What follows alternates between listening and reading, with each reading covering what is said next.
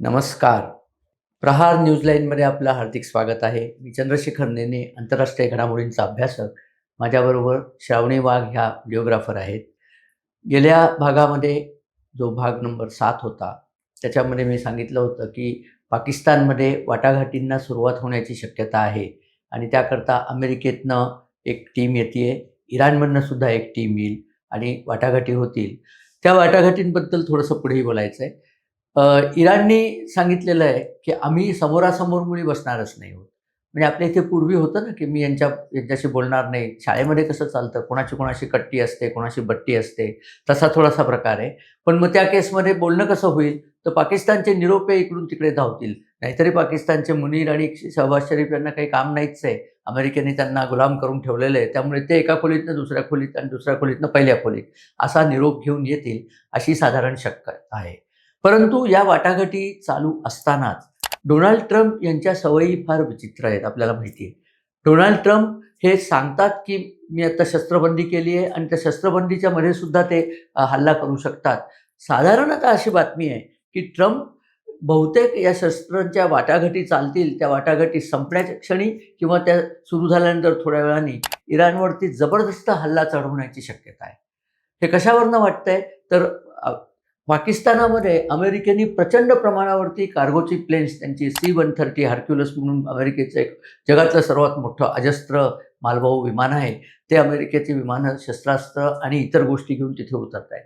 ट्रम्पने आजच भाषण केलं. त्याच्यामध्ये ट्रम्पने सांगितलं, कालच्या ट्रम्पच्या भाषणामध्ये, की आम्ही नवीन लेझरची शस्त्र विकसित केलेली आहेत. त्या शस्त्रांनी इराणचे ड्रोन आणि त्यांची जी बाकी सगळे हल्ला करण्याची छोटी मिसाईल्स आहेत, ती आम्ही सगळी या शस्त्रांनी, या लेझरनी आम्ही ती निष्प्रभ करून टाकू. आणि ती निष्प्रभ करायला आम्हाला $5 पर शॉट खर्च येईल. म्हणजे स्वस्तात होईल हे सगळं. म्हणजे आम्ही आमची जी प्रचंड मोठी मिसाईल वापरत होतो लाखो डॉलरची, ती आम्हाला वापरायची गरज नाही, असं ट्रम्पने सांगितलंय. आणि इतकी त्यांनी सैन्यशक्ती गोळा केलेली आहे होर्मुझच्या समुद्रधुनीत आणि ओमानच्या आखातामध्ये, की त्यांनी सांगितलं इतकी समुद्रशक्ती दुसऱ्या महायुद्धानंतर पहिल्यांदाच एका ठिकाणी आलेली आहे आणि ती इराणसारख्या एका देशावर हल्ला करायला. पुन्हा इराणचे जे बाकी शेजारी देश आहेत, जे अरब देश आहेत, त्या देशांना सुद्धा काळजी आहे, की इराणला जर वेसण आत्ता घातली नाही, तर अमेरिका आता निघून जाईल. त्यानंतर इराण आमचं सगळ्यांचं जगणं कठीण करून ठेवेल. त्यामुळे सौदी अरेबिया, संयुक्त अरब अमिराती सगळ्यांनी अमेरिकेला सांगितलेलं आहे, की आता काहीही करा, पण इराणचा पूर्ण काटा काढा. तो काढण्याकरता काय जो पैसा लागेल तो आम्ही देऊ. परंतु आता तुम्ही अर्धवट सोडून जाऊ नका. ट्रम्पला हा मोठा फायदा आहे, कारण पैशाची त्याची चिंता मिटेल. अमेरिका नेहमी सगळे युद्ध पैशाकरताच करतात, त्यामुळे ते पैसे त्यांना मिळतील. आणि दुसरं म्हणजे ट्रम्प आता आणखीन काहीतरी कठोर निर्णय घेण्याच्या मागे आहेत, अशा सगळीकडे बातम्या आहेत. एक बातमी कायम चर्चेली जाते, की ट्रम्प जर बाकी सगळ्या गोष्टी फेल गेल्या, तर अण्वस्त्राचा वापर करतील की काय? मला वाटतं करणार नाहीत. त्याची 2 कारणं आहेत. एक तर इराणमध्ये जर अण्वस्त्र टाकलं, तर ते जे वाऱ्याची मूव्हमेंट आहे, त्यांनी रेडिओ ॲक्टिव्ह डस्ट किंवा ज्यांनी खरा त्रास होतो लोकांना, ती सबंध आखाती देशांमध्ये पसरू शकते. ती पाकिस्तानामध्ये सुद्धा येऊ शकते आणि हे कोणीहीच मान्य करणार नाही. त्यामुळे सौदी अरेबिया, संयुक्त अरब अमिराती, कुवैत यांनी पण अमेरिकेला विनंती केली, की तुम्ही न्यूक्लिअर वापर करू नका. आणि ट्रम्प म्हणले, "आता तरी आम्ही न्यूक्लिअर वापर करणार नाही." एक छोटीशी गोष्ट कोणीही तुम्हाला सांगणार नाही. ती मला तुम्हाला सांगायची आहे. असं बघा, की अमेरिकेचं तिथे जवळ-जवळ 70,000 पर्यंतचं सैन्य आणि प्रचंड प्रमाणावर शस्त्रसंभार त्या भागात आलेला आहे. अशा वेळेला जर अमेरिकेने तिथे अण्वस्त्राचा हल्ला केला, तर अमेरिकेचे हे सैनिक नाही का धोक्यात आहेत? कारण ती रेडिओ ॲक्टिव्ह धूळ जी असते, ती वाऱ्यानुसार सगळीकडे पसरते. ती काही त्या शहरापुरतीच मर्यादित राहत नाही. तिथे राहणारे सगळे सैनिक, अमेरिकेचे सैनिक, संयुक्त अरब अमिरातीचे सैनिक, सौदी अरेबियाचे आणि इराणचे सैनिक, ज्यांच्या डोक्यावरच तो बॉम्ब फुटणार आहे, ते सगळेजण ह्याला बळी पडतील. त्यामुळे ही लोकं तिथे असेपर्यंत तरी अमेरिका अण्वस्त्राचा वापर करणार नाही. ही लोकं म्हणजे अमेरिकेचं सैन्यदल तिथे असेपर्यंत. हा एक भाग झाला. दुसरं म्हणजे जगातल्या बाकी देश आहेत, नाटो आणि इतर देश, त्यांनी ठरवलंय, की या सगळ्या गोष्टीत फक्त अमेरिकाच डील करतीये, हे सफिशियंट नाहीये. कारण ती जर सामुद्रधुनी बंद झाली, होर्मुझची जी सध्या बंदच आहे, ती जर बंद झाली, तर त्याचा धोका आम्हाला सर्वात जास्त आहे. कारण आम्हाला तिथनं येणारा गॅस आणि तिथनं येणारं खत, तिथनं येणारं मेटल, तिथनं येणारं बाकी सगळ्या गोष्टी आणि मुख्य म्हणजे क्रूड ऑइल, हे सगळं आम्हाला हवं आहे.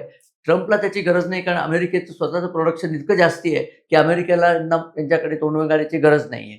तर आम्ही याच्यात काहीतरी करण्याची आमची इच्छा आहे. म्हणून त्यांनी ट्रम्पला सांगितलं, की आम्हाला याच्यात काहीतरी करायचं आहे. ट्रम्प म्हणाला, "मी तुम्हाला बोलवलं तेव्हा दळभद्रासारखं तुम्ही आला नाही. आता मला तुझी गरज नाही. आता मी माझं सगळं इथे बस्तान बसवायला बघेन." अशी टसल तिथे सध्या चालू आहे. इराणमध्ये 3 तट पडलेले आहेत. खरं म्हणजे इराणमध्ये अनेक तट पडलेले आहेत. IRGC हा जो आहे इराणियन रिपब्लिकन गार्ड कोर, हे सर्वात महत्त्वाचा आणि त्याचे ते जनरल वाहिदी ज्याचे प्रमुख आहेत, त्या लोकांचा अतिशय कट्टर असा एक तट आहे.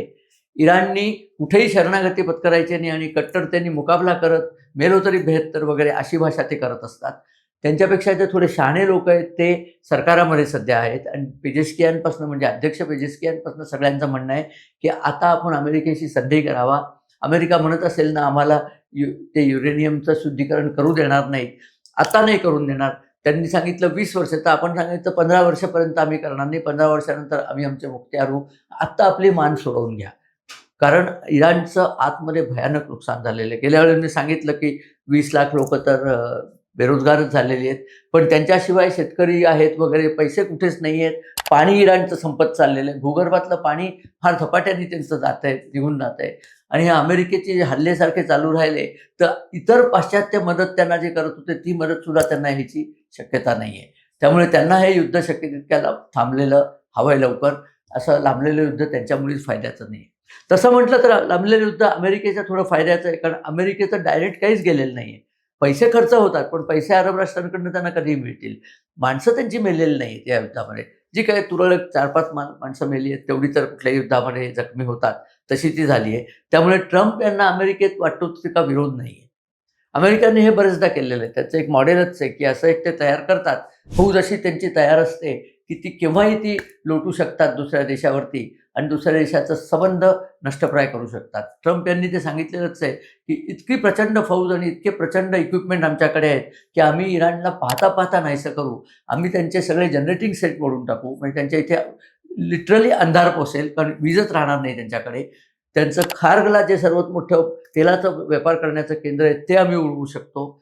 आम्ही त्यांची परिस्थिती अतिशय गंभीर करू शकतो. त्यांनी याचा विचार करावा आणि मगच वाटाघाटींना यावं. उगीच काहीतरी वेड्यासारखं बोलून वाटाघाटी मोडण्याचं पाप तुम्ही करू नका. तसं तुम्ही केलं तर इराणी प्रजेला ते सगळं भोगावं लागणार आहे. आणि इराणच का, त्याच्याबरोबरीने Saudi Arabia, Kuwait, Iraq, Bahrain, Qatar आणि संयुक्त अरब अमिरेती या सगळ्या देशांना सुद्धा फार मोठा धोका संभवतो, की ती सामुद्रधुनी जर उघडलीच नाही, तर यांचं स्वतःचं ऑइलसुद्धा पुरेसं वेगाने काढलं नाही, तर ती ऑइल वेल खराब होऊन जाते. आणि ती पुन्हा सुरू करायची जिकीर खूप जास्त असते. ते इतकं सगळं सहज काम नाही. बरेच एक्सपर्ट्स त्याला येतात. 1-1, 2-2 महिने लागू शकतात ऑइल वेल पुन्हा सुरू करायला. त्यामुळे सगळ्यांची इच्छा आहे, की असं होण्याच्या आधीच प्रोडक्शन त्यातनं बाहेर काढायचं. इराण प्रोडक्शन करत राहील. इराणला गरज असेल तर बाहेरनं वस्तू त्यांना नेऊन द्यायच्या. पण तुमचा आम्ही माज उतरवायला तिथे आर्थिक नाकेबंदी केली आहे, असं ऐकायला जरी छान वाटत असलं, तरी प्रत्यक्षात त्याचे जे काही रिझल्ट्स येतात ते फारच भयंकर येतात. हे आपण लक्षात ठेवायला पाहिजे. एक मुद्दा आणि कोणी तुम्हाला सांगत नाही, जो घडायला लागलेला आहे. ज्याप्रमाणे होर्मुझ समुद्रधुनी म्हणजे कसं असतं, एक अतिशय अरुंद प्रवाह असतो आणि त्यातनं समुद्राचं पाणी वाहत असतं. त्याला समुद्रधुनी म्हणतात. तर ही जर बंद झाली, तर सगळ्या जगाच्या शक्ती पुरवठ्यावरती प्रचंड मोठा गैरपरिणाम होतो, आपल्याला माहिती आहे. तर हीच काही एकटी नाही आहे काही. सिंगापूरच्या जवळ जी एक आहे मलाक्का सामुद्रधुनी, पूर्वापार त्या सामुद्रधुनीचा वापर व्यापारी करत आलेले आहेत. उद्या जर मलाक्का स्ट्रेट बंद केली आणि इंडोनेशियाने तशी मागणी केलेली आहे. कारण तिथे काय आहे, वरती सिंगापूर आहे, उत्तरेला, दक्षिणेला इंडोनेशिया आहे. इंडोनेशियाने मागणी केली, की मलाक्का चालू ठेवायचं असलं तर आम्हाला खंडणी द्यायची. चक्क खंडणीचीच मागणी आहे. म्हणजे त्या खंडणीचा दुष्परिणाम असा होतो, की सगळ्या गोष्टींच्या प्राइसेस वाढतात. आणि खंडणी समजा 20% वाढवली तर प्राइसेस 25 ते 30% वाढतात. तर आपल्याला तयार राहायला पाहिजे. वेळ पडली तर प्राइसेस वाढतील. त्यांनी कितीही आत्ता बडबड केली तर प्रत्यक्ष वेळ येईल तेव्हा हे असंच काहीतरी करतात.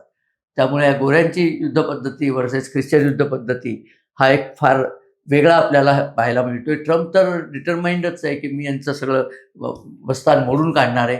पुन्हा यांना तोंडवर काढू देणार नाही. इराणला ते 100 वर्ष मागे 200 वर्ष मागे नेऊन सोडतील. तिथनं पुन्हा इराण यांना त्रास द्यायला पुढे येऊ शकणार नाही. असे सगळे युद्धाचे ढग जमून आलेत. प्रत्यक्ष युद्ध होतंय का थोडं पुढे जातंय याच्यावरती अजून आपल्याला थोडी वाट पाहायला लागेल.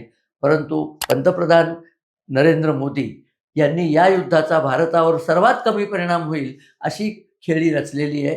तेलाच्या बाबतीत आपण स्वयंपूर्णता अशी केली आहे की रशियाने पूर्णपणे आपल्याला कबुलात दिलेली आहे की ते आपल्याला हवं तेवढं क्रूड ऑइल प्रोव्हाइड करणार आहेत. आपल्या रिफायनरीज ज्या जामनगरला आहेत, रोझेनाफ्ट यांची एक रिफायनरी म्हणजे रशियाच्या कंपनीची 50% मालकी असलेली रिफायनरी आहे, ती रुयांची आधी होती पूर्णपणे. आणि दुसरी अर्थात अंबानी यांची जी रिलायन्स रिफायनरी आहे त्या जामनगरला, तिथे प्रचंड प्रमाणावर शुद्धीकरण तेलाचं होतंय. ते तेल सगळ्या जगभर पुरवलं जाईल. भारताला तेलाचा पुरवठा कधी खंडित होणार नाही. भारताला ऑइल गॅस, त्यातला कुकिंग गॅसची प्रॉब्लेम आहे, कारण कुकिंग गॅस आपल्याकडे फार थोडा मिळतो. आपण तो बराचसा इम्पोर्ट करतो. त्यामुळे त्याकरता आपल्या वाटाघाटी युरोपशी चालू आहेत. युरोपमध्ये भरपूर आहे तो वस्तू, कुकिंग गॅस नाही.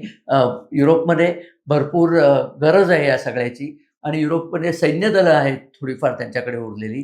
ती सैन्यदलं कदाचित ते इथे पाठवतील आणि हुर्मुझची सामुद्रधुनी मुक्त करणं हे उद्देश आता भारत, युरोप, अमेरिका सगळ्यांचं आहे.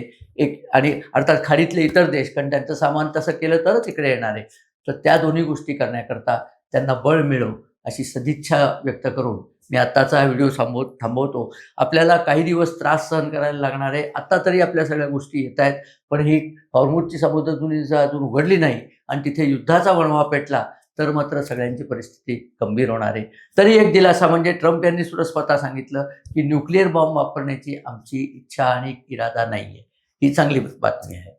ट्रम्प यांनाही सद्बुद्धी सुचो आणि न्यूक्लिअर बॉम्ब त्यांनी वापरू नये एवढं एक म्हटलं तरी पुष्कळ झालं. आम्ही हा व्हिडिओ आत्ता थांबवतोय, पण जशा जशा घटना घडतायत तशा तशा रॅपिडली म्हणजे वेगाने आम्हाला व्हिडिओ करायला लागतील, तर तसे आम्ही तुमच्यापर्यंत माहिती पोहोचवणार आहोत. व्हिडिओ बघितल्याबद्दल आपल्या सर्वांचे धन्यवाद.